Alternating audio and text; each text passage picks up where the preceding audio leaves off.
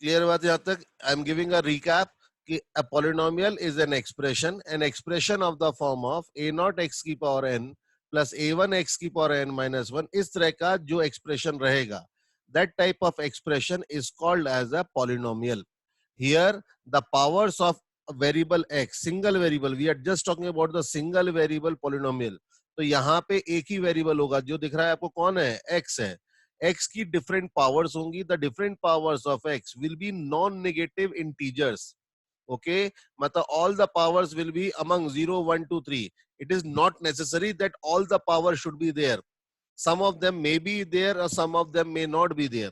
कुछ उसमें से होंगी, कुछ उसमें से नहीं होंगी, लेकिन कोई भी पावर, जो भी पावर आएंगी, वो उनमें से कोई भी पावर नेगेटिव नहीं होगी. All the powers will be non negative integer. 0, 1, 2, 3, 4 करते हुए आगे तक कहीं तक भी जा सकती है, लेकिन होगा इंटीजर्स ही. क्या ये बात सबको क्लियर है? तो इस तरह का कोई भी एक्सप्रेशन क्या कहलाता है? पॉलिनोमियल. अगर मैं n की वैल्यू 1 ले लूं तो इस तरह का एक्सप्रेशन आ जाता है ax प्लस बी.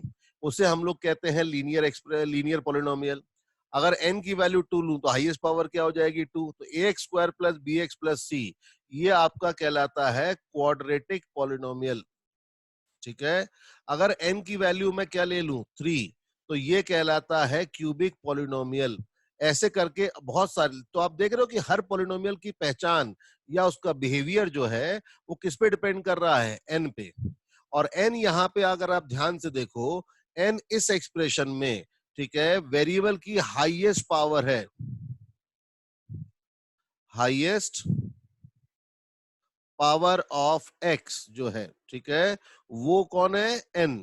इसी को हम लोग एक नाम देते हैं डिग्री ऑफ पॉलिनोमियल. मतलब हर पॉलिनोमियल का जो कैटेगराइजेशन करते हैं वो किस पे डिपेंड करता है कि ये n क्या है. ठीक है, ये n क्या है उस पे डिपेंड करता है कि पॉलिनोमियल कैसा होगा, उसका कैसा बिहेवियर होगा, क्योंकि हर डिग्री के साथ पॉलिनोमियल का बिहेवियर चेंज होता जाता है. कैसे, वो हम आगे देखेंगे. लेकिन ये सबके सब पॉलिनोमियल कहलाते, लेकिन इसका बिहेवियर अलग रहेगा, इसका बिहेवियर अलग रहेगा, इसका बिहेवियर अलग रहेगा. बीइंग पॉलिनोमियल, कुछ चीजें इनमें कॉमन रहेंगी, कुछ चीजें इनमें कैसे कॉमन आती हैं, वो हम देखेंगे क्या होती हैं, क्या नहीं होती हैं. ठीक है, तो ये जितना हम पावर बढ़ाते जाते हैं उनका सॉल्विंग का प्रॉब्लमेटिक में उतना ही ज्यादा हमारा और डिफिकल्ट होता जाता है. ठीक है, तो शुरू में अगर आप यहाँ पे पहले अगले 1-2 साल की बात करोगे तो हम मोस्टली इसकी और इसकी बात करेंगे. ठीक है, समझ में आया सबको यहाँ तक बात? पॉलिनोमियल क्या है? क्या ये बात सबको क्लियर है? ओके. अब इस पॉलिनोमियल में कुछ चीजें जो ध्यान रखनी है वो क्या है? ठीक है, कि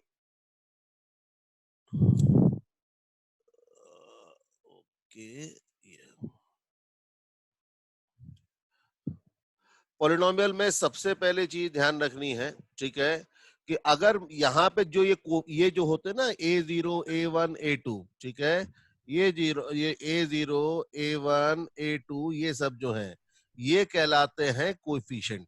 ठीक है, अब कोएफिशिएंट किसके? जैसे a0 जो है दैट इज कॉल्ड एज, यहाँ पे x की पावर n के सामने आ रहा है, तो इसको हम लोग बोलेंगे कोएफिशिएंट ऑफ x की पावर n. a1 किसका हो गया? a1 is the coefficient of x की power n-1. a2 is what? It is the coefficient of x की पावर n-2. ऐसे करते करते करते कहां तक? an किसका कोएफिशिएंट है? कोएफिशिएंट ऑफ x की पावर 0. इन जनरल अगर जो सिंबल लिख रहे हैं यहाँ पे, तो हम AR की बात करें तो वो किसका कोफिशिएंट है? कोफिशिएंट ऑफ x की पावर n-r. देख रहे हो, 0 पे n-0, 1 पे n-1, 2 पे n-2, n पे n-n. तो r पे क्या होगा? n-r. क्या यहाँ तक बात क्लियर हुई है ना? हाँ सर, हाँ sir. Okay. All these coefficient will always be a real number. They can be positive, they can be negative, they can be rational, they can be irrational. ठीक है, कुछ भी हो सकता है, उसकी कोई दिक्कत नहीं है. But it has to be what? Real numbers. Clear है? तो ऐसे में ये सारे कोफिशिएंट रियल नंबर्स होने चाहिए, तभी जाके ये रियल पॉलिनोमियल बनता है. दूसरी चीज समझिएगा कि अगर if it is given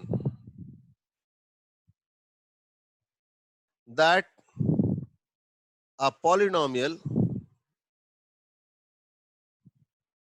is of degree n. Polynomial जो है वो n डिग्री का पॉलिनोमियल है, ठीक है। तो क्या होगा, तो वहां पे x की पावर n वाला टर्म जरूर होना चाहिए, ठीक है। Then a0 can not be equal to 0। जैसे अगर मैंने आपसे बोल दिया कि एक पॉलिनोमियल है 1 डिग्री का, तो 1 डिग्री का पॉलिनोमियल है तो ax प्लस बी ये पॉलिनोमियल होगा। यहां पे a0 नहीं हो सकता, ठीक है। b0 हो सकता है, ठीक है। देखो जो कोफिशिएंट्स है ना, वो कोफिशिएंट्स में से कुछ जीरो हो सकते हैं, ठीक है, लेकिन सारे के सारे एक साथ जीरो नहीं होंगे, ठीक है। अगर मैंने आपको, मैं भी लिखवाता हूं, ax square plus B X plus C ये क्वाड्रेटिक है। मैंने बोल दिया, अगर मैंने ये बोल दिया लीनियर है तो a0 नहीं होगा, ठीक है। अगर मैंने यहाँ पे बोल दिया ये क्वाड्रेटिक है तो भी a0 नहीं होगा। क्यों? क्योंकि अगर a0 हो जाएगा तो यहां से x स्क्वायर वाला टर्म ही गायब हो जाएगा, और x वाला टर्म गायब हो गया तो ये क्वाड्रेटिक कैसे रहेगा? तो क्वाड्रेटिक रख, अगर मैंने बोल दिया क्वाड्रेटिक है तो a0 कभी नहीं होगा। अगर मैंने लीनियर है बोला कि एक लीनियर है तो x का कोफिशिएंट 0 है, तो वो x का कोफिशिएंट जो a है वो कभी 0 नहीं होगा। अगर मैंने क्यूबिक बोल दिया तो यहाँ पे ax cube plus B X square plus C X plus D ये करा तो यहाँ पे भी a0 नहीं होगा। बाकी सब जो है बी सी डी वो 0 हो सकते हैं, ठीक है। Other coefficients other coefficients of x can be 0, ठीक है, वो 0 हो सकते हैं, उनकी दिक्कत नहीं है, ठीक है। क्या ये बात सबको क्लियर हुई? अगर मैंने एक बोल दिया कि ये क्वाड्रेटिक है तो क्वाड्रेटिक है तो उसमें डिग्री 2 आना ही चाहिए। अगर वो नहीं आएगा तो क्वाड्रेटिक कैसे रहेगा? क्योंकि उसकी पहचान ही उससे है, ठीक है। जैसे अगर मैं आपसे बोलूं कि एक क्यूबिक पॉलिनोमियल के एग्जांपल दूं तो x cube plus x square plus 1 ये भी क्यूबिक पॉलिनोमियल है। X cube plus 2x square plus x ये भी क्यूबिक पॉलिनोमियल है। एक्स क्यूब प्लस 1 ये भी क्यूबिक पॉलिनोमियल है। X cube minus 2x plus 3 ये भी क्यूबिक पॉलिनोमियल है। All of them are cubic polynomial. क्यों? क्योंकि वहां पे डिग्री 3 वाला टर्म है, ठीक है। इसको ऐसे लिख दो, 2 कर दिया, ये 3 कर दिया, ये 5 कर दिया, ये सब जो है सब पॉलिनोमियल है, क्योंकि एक्स क्यूब का कोफिशिएंट 0 नहीं है। बाकी सारे टर्म्स देखो, यहाँ पे इसका मतलब क्या है? यहाँ पे है कि a क्या है 1, b कितना है 1, लेकिन c क्या हो गया 0। इस वाले में c 0 है। अगर आप यहां से कंपेयर करो, ठीक है, तो c 0 हो सकता है। यहाँ पे कंपेयर करो तो यहाँ पे क्या हुआ, d 0 हो गया। इस वाले में कंपेयर करो तो इसमें क्या हुआ, b और c दोनों 0 हो गए। इसमें क्या हुआ, इसमें b 0 हो गया। तो बाकी सारे, अगर मैंने बोला क्यूबिक तो क्यूबिक वाला टर्म होना चाहिए। बाकी सारे टर्म्स में से कुछ 0 हो भी सकते हैं, नहीं भी हो सकते। अगर किसी पॉलिनोमियल में कोई पावर नहीं आ रही, उसका मतलब है कि उसका कोफिशिएंट क्या है, 0, ठीक है। इफ टर्म containing x की power r is not sir there, then coefficient of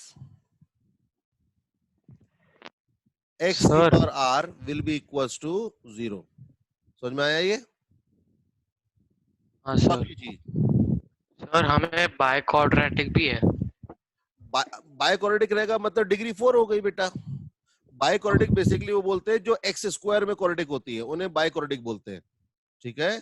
degree 4 आ जाती है, जैसे कैसे, एक्स की power 4 plus 3x square plus 1, तो ये बायक्वाड्रेटिक हो गया, ठीक है। तो ऐसे अलग अलग पावर डिग्रीज के टर्म हो बन सकते हैं। बायक्वाड्रेटिक नॉर्मली वो क्वाड्रेटिक एक्सप्रेशंस होते हैं जहां पे वो क्वाड्रेटिक होते हैं इन टर्म्स ऑफ स्क्वायर्स। देख रहे हो, जहां पे एक्स स्क्वायर को टी बोल दूं तो ये T square plus 3t plus 1 बन जाएगा, है ना। हाँ तो ये टी में क्वाड्रेटिक बन गए, लेकिन टी कौन था, एक्स स्क्वायर। तो ये आपका बाय क्वाड्रेटिक कहलाता है, ठीक है। अच्छा, अब ध्यान देना कि all coefficients of polynomial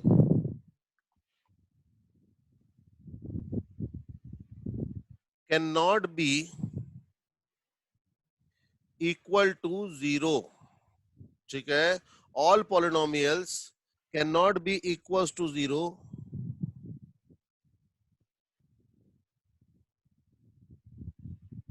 simultaneously.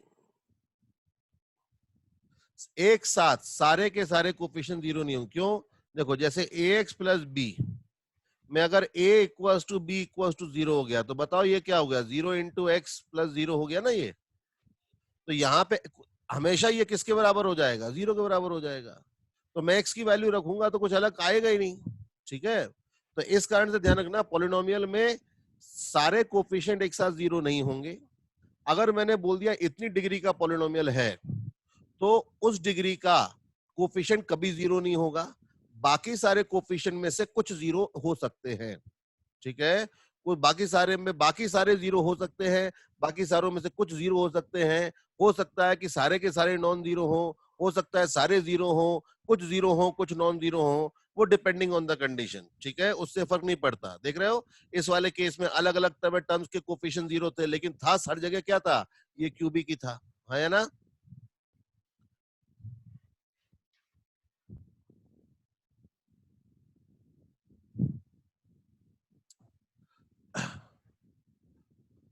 अब देखो, जैसे कि अगर मैं तुमसे बोलूं कि 2x² प्लस 1, ठीक है, x² माइनस एक्स प्लस 1, ठीक है, अगर मैं आपसे बोलूं कि x² प्लस एक्स, ये सब क्या है? क्वाड्रेटिक है.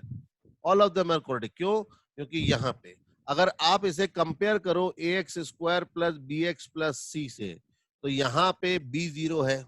ठीक है, यहाँ पे कोई 0 नहीं है. ठीक है, a b c none of them is equal 0. यहाँ पे c क्या हो गया? 0 हो गया. तो अगर क्वाड्रेटिक बोला तो x² वाला टर्म होना चाहिए, बाकी सारे टर्म्स में से कोई 0 हो सकता है. और अगर कभी आपको पॉलिनोमियल में, देखिए पॉलिनोमियल में मैंने क्या लिखा था? पावर 0 से लेके n तक सारी पावर्स लिखी थी. लेकिन अगर कभी किसी पॉलिनोमियल में आपको कोई पर्टिकुलर पावर नहीं मिल रही, इसका मतलब है उसका कोफिशिएंट क्या हो गया? 0 हो गया. क्या यहां तक बात सबको क्लियर है? इसमें किसी को अभी तक जो बात करी उसमें किसी को कोई दिक्कत? यजत, धैर्य, आशुतोष? हाँ सर. नहीं सर. ठीक है, जितनी बात अभी हमने करी वो उसके हिसाब से अगर आप देखो, ये इतनी बात सबको क्लियर है? हाँ सर. ओके. अब देखो, अब सबसे पहले यहां पे अगर हम लोग बात करें तो आता है क्या? Equality of polynomial.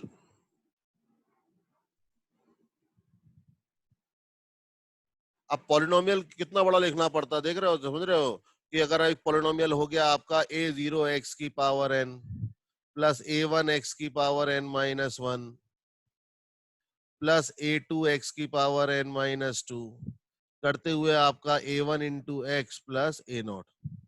और एक और पॉलिनोमियल हो गया आपका b0 x की power m plus b1 x की power m minus 1 plus b2 x की पावर m माइनस 2. ऐसे करते हुए कहां तक? b1 x प्लस b0 हुआ ये. अब ये इतना बड़ा बार बार ना लिखना पड़े, तो सिंबॉलिकली इसको लिखने के लिए हम लोग लिख देते ऐसे f ऑफ x. तो f of x is a symbol for this expression. ठीक है, तो अगर मैंने एक बार लिख दिया fx ये है, तो हर बार मुझे इतना बड़ा लिखने की जरूरत नहीं है. मैं क्या करूंगा? बस fx लिख दूंगा, तो आप समझ जाओगे कि fx मतलब कौन? ये. ठीक है, इसी तरह से इतने बड़े एक्सप्रेशन को हम लोग एक एक्सप्रेशन का नाम दे देते हैं gx. तो fx का मतलब, अब अभी मैं अगर बात करूंगा तो fx मतलब ये और gx मतलब ये. ठीक है, और अगर मैं बोलता हूं कि पॉलिनोमियल fx पॉलिनोमियल gx के बराबर है, ठीक है, तो ये बराबर कब होगा? When two polynomials will be said to be equal. ठीक है, तो उसके लिए क्या करना है?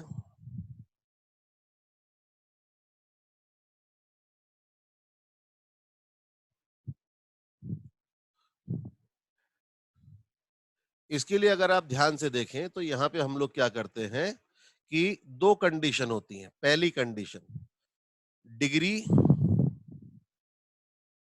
Of fx should be equals to degree of gx. अगर fx और gx दोनों सेम है तो दोनों की डिग्री सेम होनी चाहिए. तो बताओ fx की डिग्री क्या थी? n. gx की डिग्री क्या थी? m. तो n should be equals to m. ठीक है. अब ध्यान देना कि ये डिग्री इक्वल होना, ठीक है, डिग्री इक्वल होना, it is necessary but not sufficient for fx equals to gx. दो पॉलिनोमियल को इक्वल होने के लिए जरूरी है, लेकिन सिर्फ इसके बेसिस पे हम नहीं बोल सकते कि दो पॉलिनोमियल इक्वल हैं. इसके साथ साथ दूसरी कंडीशन भी होनी चाहिए. वो क्या होना चाहिए कि ईच एंड एवरी कोफिशिएंट या फिर each and every power of x should have same coefficient on both side. ठीक है. तो अगर आप देखो कि fx में, ठीक है, कोफिशिएंट ऑफ x की पावर r इन fx कितना आ रहा था? a नॉट कितना था? x की पावर r का कोफिशिएंट, ठीक है, x पर r का कोफिशिएंट था कितना? n माइनस r था. x पर r का कोफिशिएंट कौन है? an minus r. और कोफिशिएंट ऑफ x की पावर r इन gx क्या था? bn minus r. तो an minus r should be equals to bn minus r for all r equals to 0, 1, 2, 3 till n. ठीक है. अब ये जो हमने अंग्रेजी में लिखा है इसका मतलब क्या है? ठीक है, what do we mean by that? तो देखिए, इसके लिए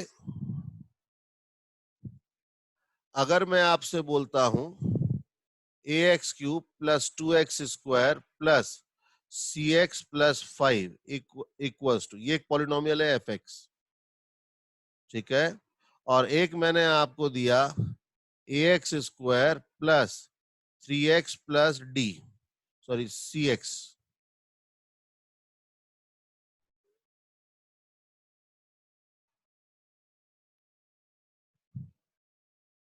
bx स्क्वायर. ठीक है, ये आपका क्या है? gx. समझ में आया? अब अगर मैं आपसे बोलता हूं कि f of x equals to g of x, तो ये कब होगा? ये तब होगा जब ये दोनों इक्वल होंगे. तो लेकिन देखो, ऊपर डिग्री क्या है? 3, यहां डिग्री क्या है? 2. तो ये दोनों इक्वल नहीं हो सकते. तो ये इक्वल कब होंगे? ये इक्वल तभी होंगे जब दोनों डिग्री सेम हो. अब देखो, इसकी डिग्री तो बढ़ा नहीं सकता. हाँ, ये जरूर बोल सकता हूं कि ये क्वाड्रेटिक बन सकता है. ये क्वाड्रेटिक कब बनेगा? अगर आप इसको देखोगे तो ये वाला पार्ट, दिस पार्ट, ये क्वाड्रेटिक कब बनेगा? ये क्वाड्रेटिक तब बनेगा जब a क्या हो जाएगा? 0. ठीक है, तो इसका मतलब सबसे पहली कंडीशन कि डिग्री इज सेम.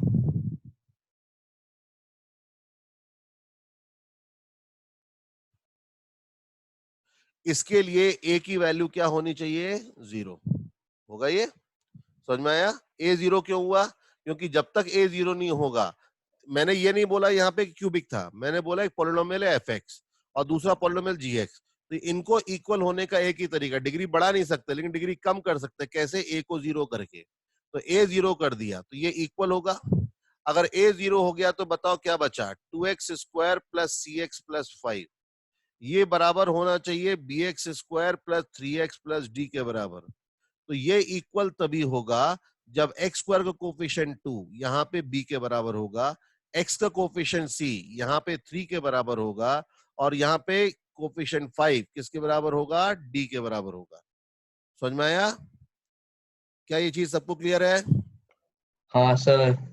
ओके, तो ये इस तरह से हम हाँ। यहाँ पे कोफिशिएंट्स को इक्वेट करके तब बताते हैं कि दो पॉलिनोमियल के इक्वल होंगे या नहीं होंगे। क्लियर है? तो यहाँ पे अगर मैं क्वेश्चन में सिंपल पुट कर देता, if f x equals to g x find ABCD, तो आप बोल सकते हो कि ए कितना है? 0, बी की वैल्यू 2 है, सी की वैल्यू 3 है और डी की वैल्यू क्या है? 5। समझ में आया? Okay,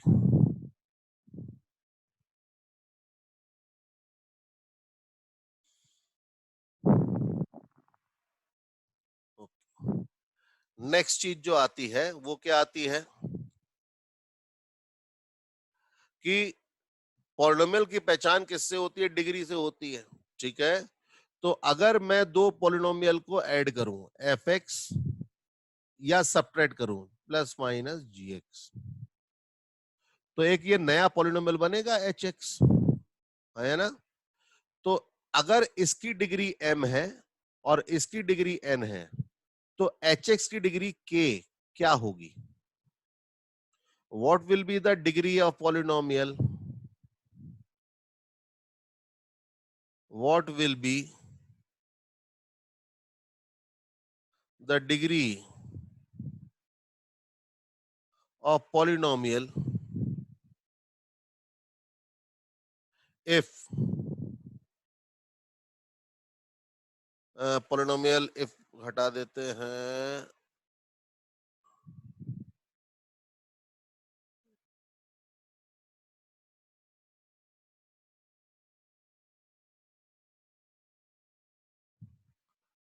F x plus minus g x, बताएगा कोई क्या होगा? सर आपने इक्वल टू के बाद क्या लिखा है? एफ इक्वल्स टू के बाद मैंने एक बोल दिया कि एक नया पॉलिनोमियल बनेगा, उस पॉलिनोमियल को हम लोगों ने बोल दिया लेट से एच एक्स। ठीक है, ये एक नया पॉलिनोमियल आ गया, उसको हमने बोल दिया एच एक्स और उसकी डिग्री कितनी है? के। अब ये के क्या होगा? मैं क्वेश्चन ये करूं, what will be the degree of polynomial of f x plus minus g x? तो देखो इसका आंसर क्या होगा?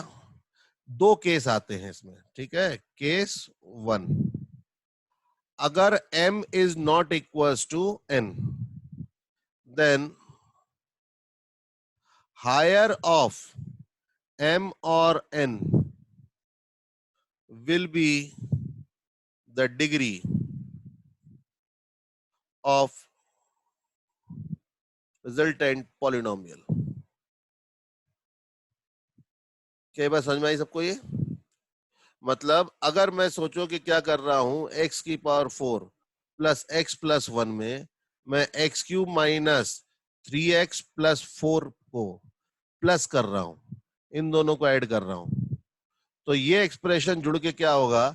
जो लाइक टर्म्स होंगे वो ऐड अप होंगे। तो x की power 4 plus x cube minus 2x, देख रहे हो x और माइनस 3x मिलकर हो गया माइनस 2x प्लस 5, ये बन गया। अब देख रहे हो यहाँ डिग्री 4 थी, यहाँ डिग्री 3 थी और रिजल्टेंट डिग्री क्या आई? 4, क्योंकि 4 और 3 में बड़ा कौन है? 4।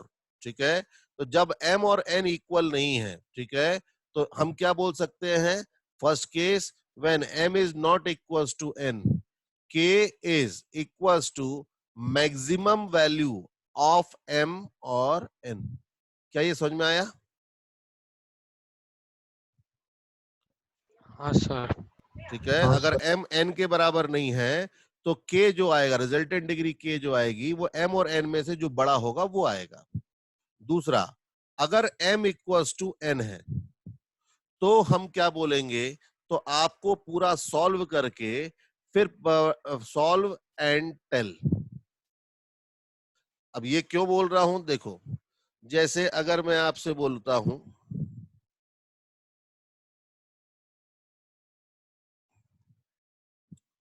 दूसरा case, m is equals to n।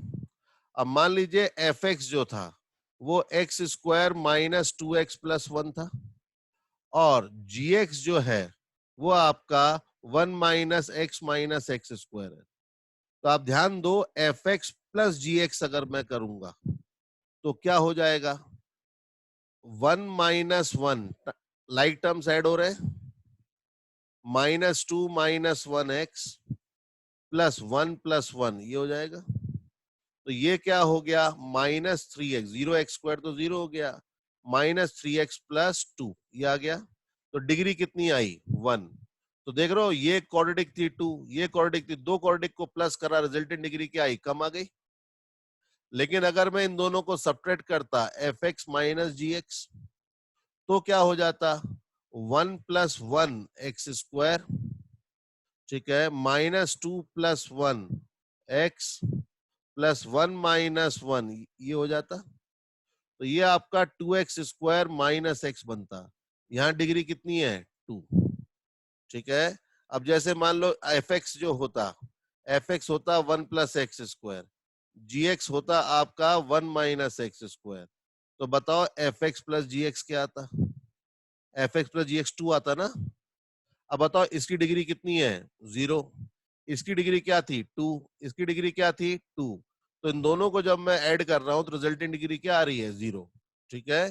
तो जब भी डिग्री इक्वल होगी तो आपको पूरे को ऐड करके सॉल्व करना है। ठीक है, मतलब एडिंग लाइक टर्म्स, ठीक है, जिनकी पावर सेम होती है, उन टर्म्स को ऐड करके सॉल्व करना है। And tell, solve and tell is the method. ठीक है। तब जब m इक्वल्स टू क्या होता है, n। क्या ये बात समझ में आई, क्लियर है ये दोनों केस। हाँ सर। तो दो पॉलिनोमियल को ऐड करने पर रिजल्टेंट डिग्री क्या होगी, वो डिपेंड करेगा कि m और n क्या है। m और n अलग अलग हैं तो दोनों में से जो बड़ा है वो डिग्री आएगी। लेकिन m और n बराबर हैं तो उस केस में क्या होगा कि दोनों को हम ऐड करके लाइक टर्म्स को सिंप्लीफाई करके फिर जो हाईएस्ट पावर बचेगी वो हमारी डिग्री बचेगी। तो मतलब उस केस में डिग्री जो m और n की डिग्री, m और n दोनों सेम वैल्यू आ रही हैं, या तो उसके बराबर होगा या उससे कम भी आ सकती है। जरूरी नहीं है कि हमेशा दो क्वाड्रेटिक को ऐड करके आंसर क्वाड्रेटिक ही आए। ठीक है। तो ये तो बात हुई कि दो पॉलिनोमियल्स को प्लस और माइनस करने पे क्या होगा। अब बात आती है कि अगर मैं दो पॉलिनोमियल्स को इनटू या डिवाइड करता हूं, ठीक है, इफ आई मल्टीप्लाई और मैं मल्टीप्लाई और डिवाइड, तो अगला केस आता है एफ एक्स इंटू जी एक्स। अब आपने याद है कि हमने लॉ ऑफ इंडाइसेस पढ़े थे कि x की पावर a इंटू एक्स की पावर b क्या होता है, x की power a plus b। x की पावर a अपॉन x की पावर b कितना होता है, x की power a minus b। x की power a whole raise to power b that will be equals to x की power ab। ये rules पढ़े थे हमने, सबको ध्यान है, सबको पता है ये वाला पार्ट। हाँ सर। आशुतोष बेटा हाँ तुझे सर। तुझे पता है ये, हाँ सर। ठीक है। चलो, तो अब एफ एक्स इंटू जी एक्स को हम लोगों को इवेलुएट करना है। तो एफ एक्स इंटू जी एक्स को इवेलुएट करेंगे तो देखो क्या होगा कि जब भी ऐसा होगा ए नॉट एक्स की पावर एन प्लस ए वन एक्स की पावर एन माइनस वन, ऐसे करते करते A naught into B naught x की power M plus B one x की पावर एम माइनस वन, ऐसे करते हुए बी नॉट। तो यहाँ का हर टर्म यहाँ के हर टर्म से मल्टीप्लाई होगा। तो अगेन देखो हाईएस्ट पावर यहाँ पे जब ये इससे मल्टीप्लाई होगा तो A naught into B naught x की पावर एन प्लस एम बन जाएगा। अब बाकी सब पावर कम है तो ऐड करके जो भी वैल्यू आएगी इससे कम आएगी। इस कारण से degree of F into G will be equals to degree of F plus degree of G. समझ में आया, मल्टीप्लाई करने पे दोनों डिग्री ऐड हो जाती हैं। ठीक है। अगर मैं क्या करता हूं, एक cubic polynomial x cube plus one में एक quadratic polynomial x square minus one multiply करता हूं, तो रिजल्टेंट डिग्री देखो एक्स की power 5 plus x square minus x cube minus one, मतलब एक्स की power 5 minus x cube plus x square minus one, ये आया। तो हाईएस्ट पावर क्या आया, 5। Now see 5 is nothing but 3 + 2। ठीक है, तो मल्टीप्लाई करने पे डिग्री ऐड होंगी। ओके, आप लोगों ने पॉलिनोमियल डिवीजन पढ़ा है क्या? Do you know how to divide the polynomials? हाँ लॉन्ग सर। Division method. हाँ सर। हाँ सर। ओके, अब देखो, उसी तरह से तीसरी चीज आती है डिवीजन। अब एक पॉलिनोमियल है f(x) है, जिसकी डिग्री है n, और मैं उसे डिवाइड कर रहा हूं एक पॉलिनोमियल g(x) जिसकी डिग्री है m। अब मैं बट ऑफ कोर्स अभी बात क्या कर रहा हूं कि n इज ग्रेटर देन और इक्वल्स टू m। वो न्यूमरेटर की डिग्री डिनोमिनेटर की डिग्री से ज्यादा है, उस केस की बात कर रहा हूं। ठीक है, अब देखो, अब जब मैं किसी चीज को नंबर्स में भी याद करो, जब मैं a को b से डिवाइड करता हूं तो क्या होता है? एक आता है रिमाइंडर और एक आता है क्या? एक आता है रिमाइंडर और एक आता है क्या? क्वोशिएंट आता है। तो यहां पे मान लेते हैं कि क्वोशिएंट आएगा qx और रिमाइंडर क्या आएगा? rx। पॉलिनोमियल को पॉलिनोमियल से डिवाइड करूंगा तो जो क्वोशिएंट आएगा वो भी एक क्या आएगा? पॉलिनोमियल आएगा, और ये रिमाइंडर भी क्या आएगा? एक पॉलिनोमियल आएगा। ठीक है, अब देखो, मैं इसकी इसकी पावर अल्फा मान लेता हूं और इसकी पावर मैं बीटा मान लेता हूं। ठीक है, तो हमारा गोल्डन रूल क्या कहता है कि dividend is equals to divisor into quotient plus remainder. ठीक है, तो यहां पे जो आपको ध्यान रखना है, सबसे पहली चीज कि degree of remainder will be less than that of divisor। ये हमेशा होने वाला है।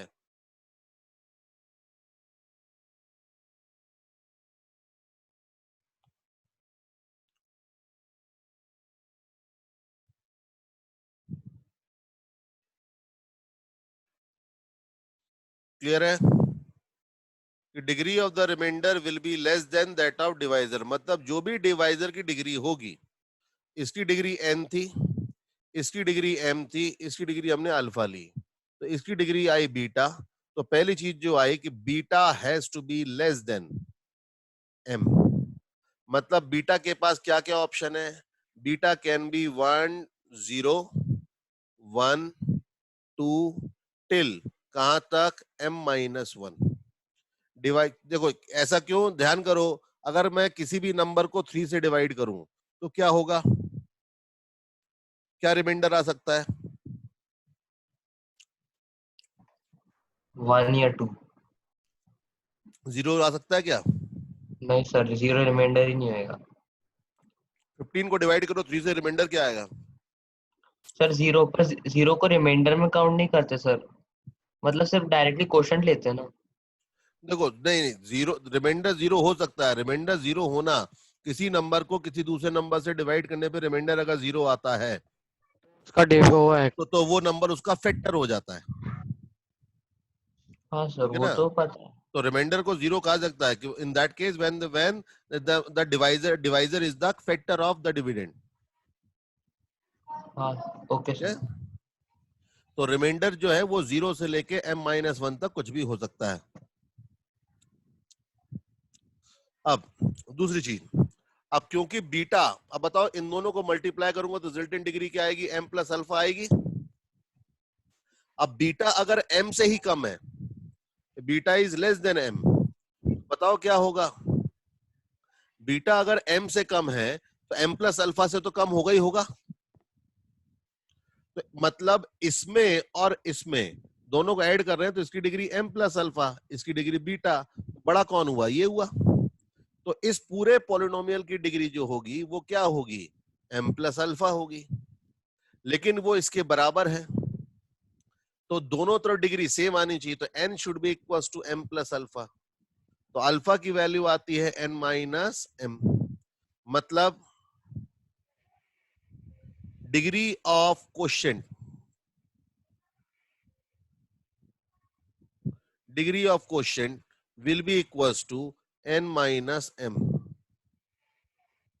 मतलब degree of dividend minus degree of divisor. क्या समझ में आया? ये वाला पार्ट सबको क्लियर है? हाँ सर। ओके, चलो अब इतना पार्ट अगर आपको क्लियर है तो अब हम लोग एक दूसरी चीज की बात कर सकते हैं, that is called zero of the polynomial.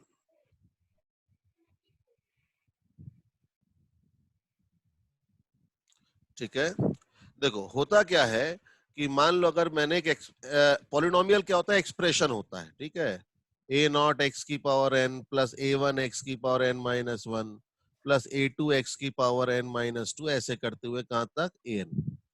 अब इस एक्सप्रेशन की वैल्यू को अगर मैं क्या बोल दूं y, तो अगर मैं x की वैल्यू 0 रखूंगा तो यहां पे क्या बचेगा a n।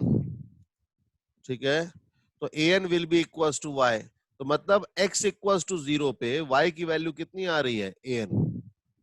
ठीक है, x इक्वल्स टू 1 पे a1 plus a2 plus a3 करते कहां तक a n, ये वैल्यू आएगी y की। तो हर x की वैल्यू रखने पे आपको उसके कॉरस्पॉन्डिंग y की वैल्यू आएगी। ठीक है, तो x की वो वैल्यू अल्फा जिसपे ये पॉलिनोमियल देख रहे हो fx, ठीक है, तो ये an जो है, an को हम लोग सिंबॉलिकली क्या बोलते हैं, जैसे ये यहां पे बताओ, इस पूरे एक्सप्रेशन को हमने क्या बोला था x, लेकिन an कब आया, जब मैंने x को क्या रखा 0, तो fx में x के 0 रखूंगा तो क्या दिखेगा f0, तो f0 का मतलब क्या होगा, ठीक है, fx में कभी भी x की जगह 0 कुछ भी नंबर रखा, इसका मतलब जहां जहां x है वहां पे वो नंबर रखना है। ठीक है, जैसे फॉर एग्जांपल अगर मैंने आपसे बोला कि x cube plus x square minus x plus one है, ये आपका fx है, तो बताओ f0 क्या होगा, तो जहां जहां x है 0 रख दो, कितना बचेगा 1। f ऑफ 1 क्या है, f ऑफ 1 क्या है, मतलब जहां जहां x है वहां 1 रख दो, कितना आ रहा है 2। जहां जहां पे f ऑफ 2 निकालना है तो 2 बताओ कितना हो जाएगा 8 प्लस 4 माइनस 2 प्लस 1, ये कितना हो जाएगा 8 3 11, ये 11 आ जाएगा। ठीक है, समझ में आया? तो कभी भी अगर कोई fx दे रखा है और उसमें x की जगह कुछ और रख रहे हैं, ठीक है, तो इसका मतलब उस एक्सप्रेशन में वो x रख के क्या कर देना है, वह कैलकुलेट कर देना है, तो जो वैल्यू आएगी वही f ऑफ उसकी वैल्यू हो जाएगी। ठीक है, जैसे ये f0 आ गया, ये f ऑफ 1 आ गया, ये f ऑफ 2 आ गया। क्या ये बात सबको क्लियर है? सिंबोलिज्म सबको समझ में आ रहा है ये वाला पार्ट? इसमें किसी को कोई कंफ्यूजन, कुछ भी चीज पूछना चाहता है तो प्लीज पूछे। बोलो बच्चों। नहीं सर, क्लियर है। क्लियर है क्लियर है? सर। ये वाला दो पार्ट क्लियर है? हाँ हाँ। सर। आशु तुझे भी क्लियर है? आशु,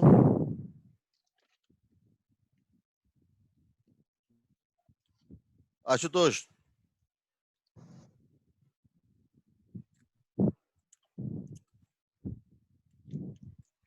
आशुतोष,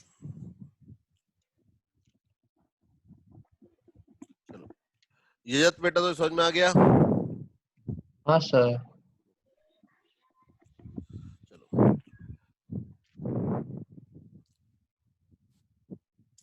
चलो अब ये हो गया, तो अब क्या होगा कि कई बार होता क्या है कि पॉलिनोमियल्स में ऐसे x की वैल्यू रखते रखते कभी एक वैल्यू आ जाती है अल्फा, जिसको रखने पे पूरे पॉलिनोमियल की वैल्यू आ जाती है 0।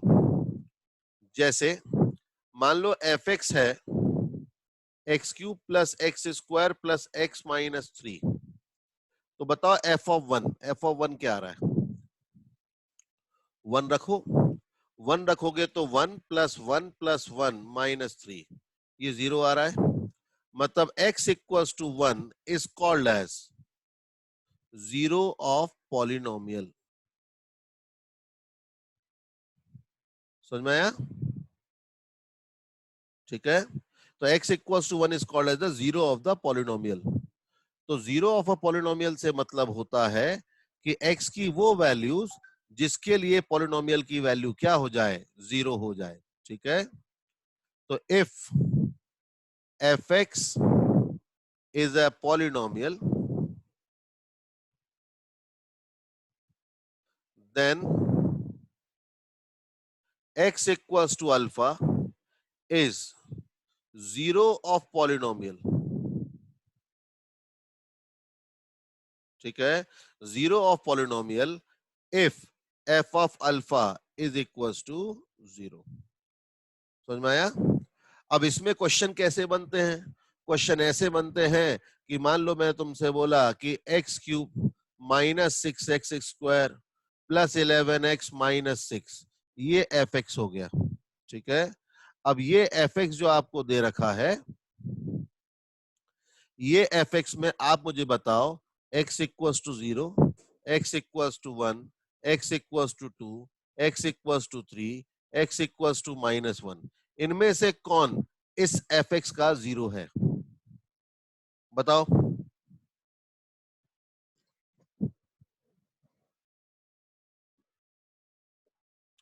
Which of them is zero of this polynomial?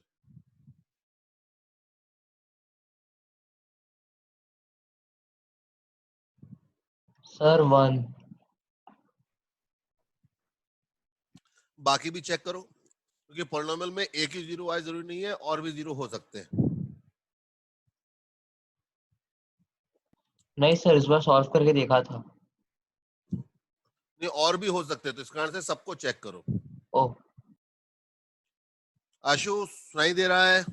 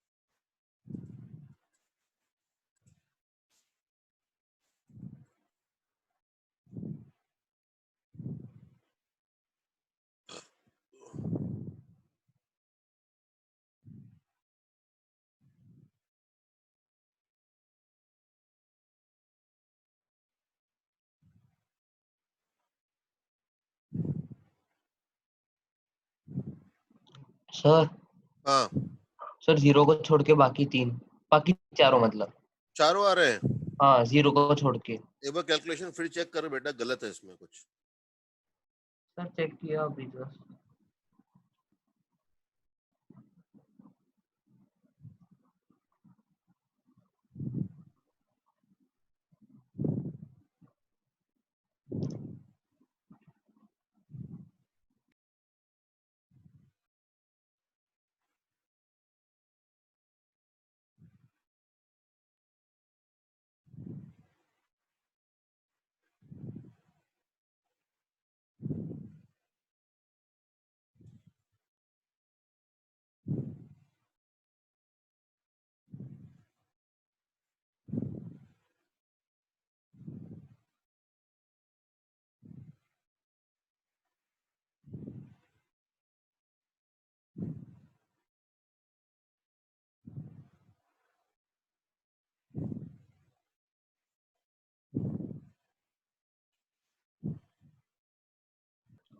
हाँ बेटा, सर -6।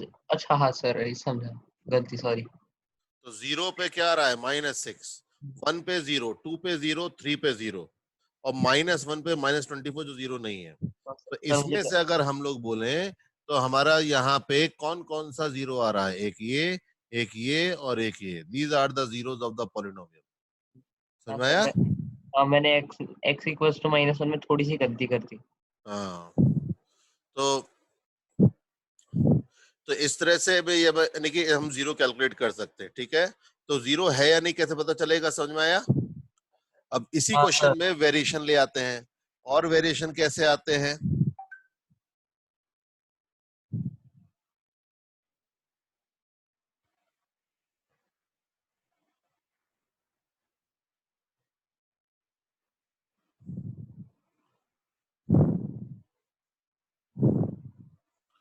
कि मान लीजिए एफ ऑफ एक्स जो है वो आपको दे दिया x cube minus m x square plus 2x plus 1, ये एफ एक्स है। और बोला if x equals to 2 is zero of polynomial.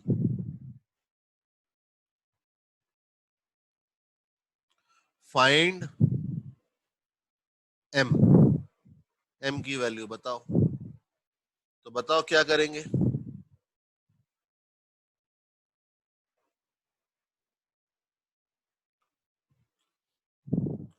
यहाँ पे क्या करना पड़ेगा।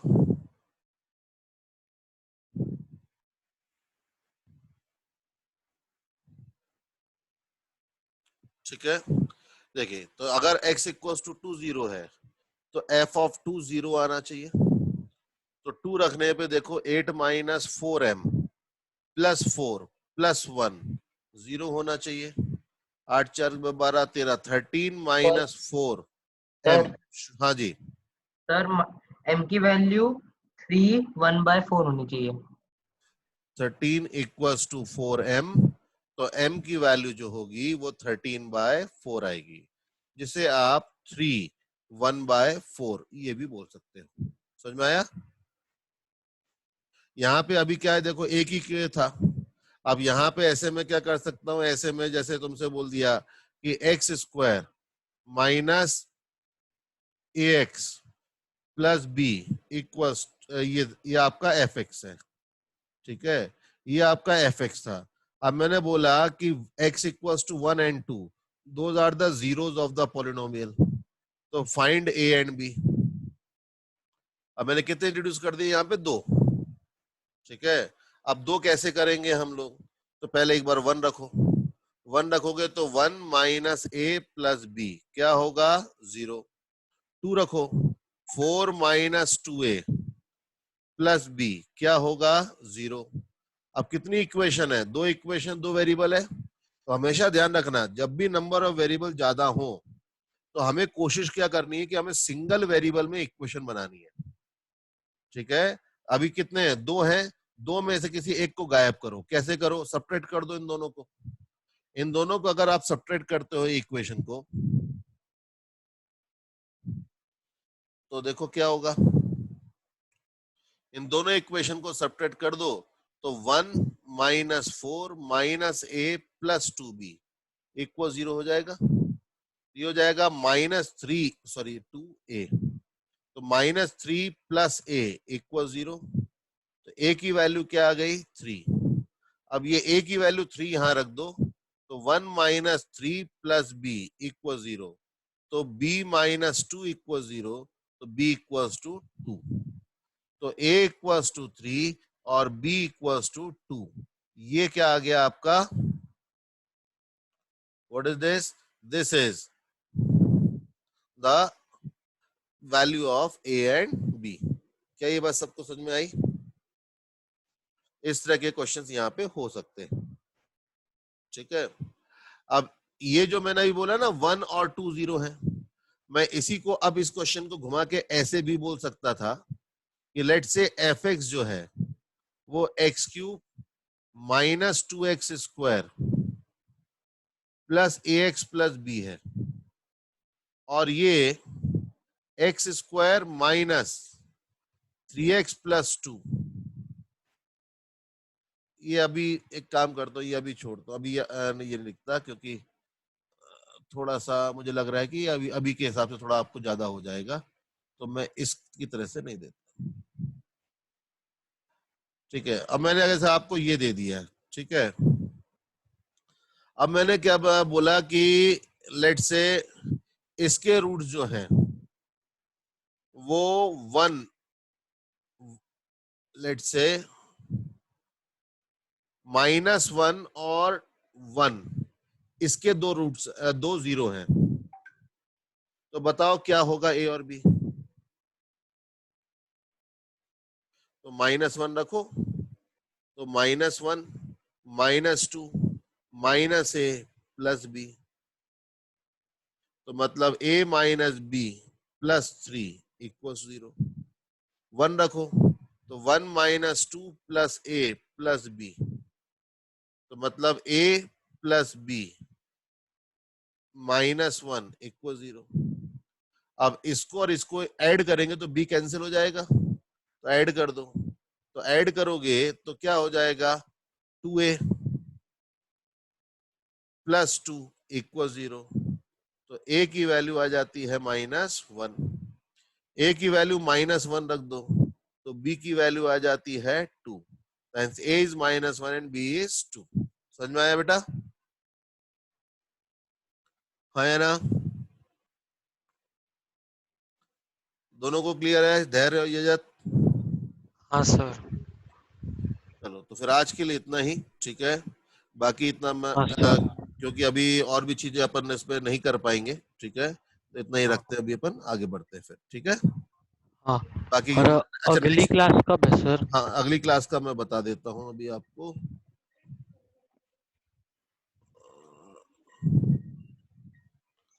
क्लास शायद परसों है आपकी, वेडनेसडे।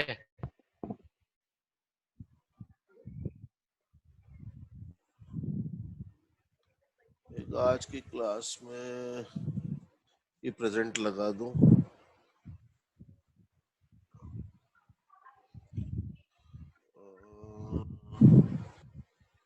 टाइम